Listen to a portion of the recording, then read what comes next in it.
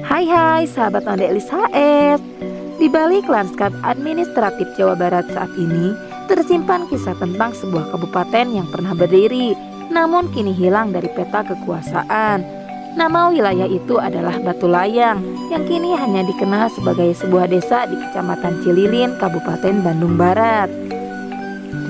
Berdasarkan data dari Badan Pusat Statistik atau BPS tahun 2021, Desa Batulayang memiliki luas wilayah 6,54 km persegi dan dihuni oleh 11.558 penduduk.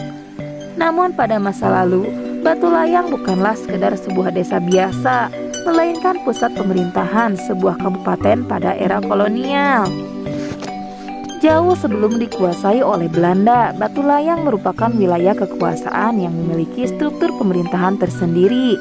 Wilayah ini didirikan oleh Prabu Sang Adipati Kertamana, seorang bangsawan keturunan Kerajaan Pajajaran. Sistem pemerintahan lokal ini berlangsung selama beberapa generasi, hingga kepemimpinan terakhir berada di tangan Tumenggung Rangga Adikusuma tahun 1794 sampai 1802. Kisah ini menggambarkan bagaimana relasi antara kekuasaan lokal dan kolonialisme. Batulayang dahulu memiliki ibu kota bernama Gajah atau Gajah Palembang yang terletak di tepi sungai Citarum di sekitar wilayah Margahayu saat ini.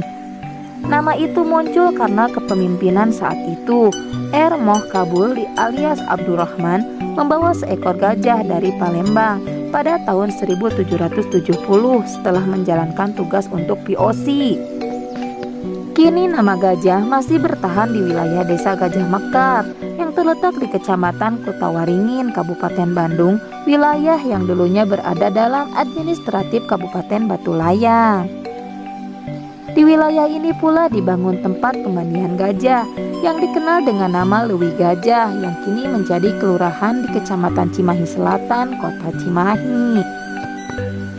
Beberapa tokoh penting pernah memimpin Batulayang, mulai dari Tumenggung Suradirana hingga Tumenggung Adikusuma. Kekuasaan ini berjalan dari era kerajaan sekitar tahun 1740-an hingga pendudukan Belanda di awal 1800-an. Pada tahun 1794, Batulayang dipimpin oleh Raden Bagus yang bergelar Tumenggung Rangga Adikusuma II, juga dikenal sebagai Dalem Tumenggung Angga Adikusuma. Sayangnya ia justru menjadi pemimpin terakhir di wilayah ini. Di masa kepemimpinannya, Tumenggung Rangga Adikusuma II gagal memenuhi target penyetoran hasil kopi kepada POC. Ia bahkan dituding menelantarkan perkebunan kopi yang saat itu merupakan komoditas utama kolonial Belanda. Berdasarkan pelapor Peter Englert pada tahun 1802, Tumenggung Adikusuma memimpin Batulayang dengan buruk, membiarkan perkebunan kopi menjadi hutan belantara dan semak-semak. Bahkan berdasarkan laporan tanggal 24 Desember 1801, muncul usulan untuk memberhentikan sang bupati karena kegemarannya mengonsumsi opium dan minuman keras.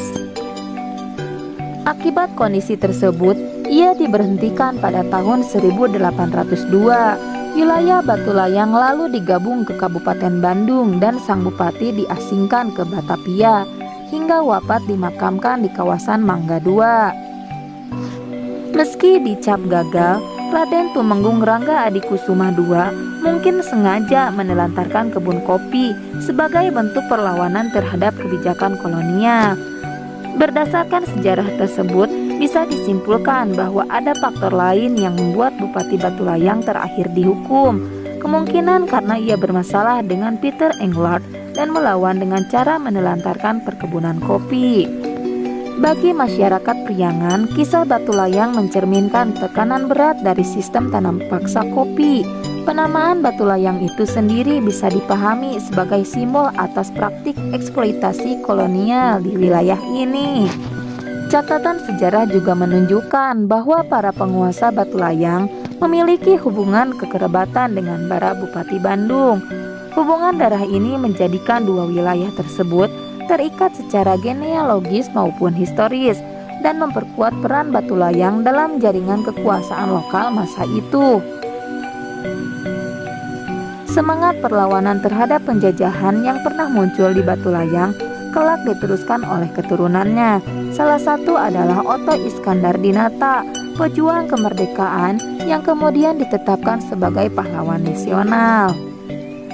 Semangat perlawanan terhadap penjajah nantinya akan dicerminkan dalam perjuangan politik abad ke-20 oleh seorang keturunan Batu Layang yang bernama Oto Iskandar Dinata alias Sang Jalak Harupat.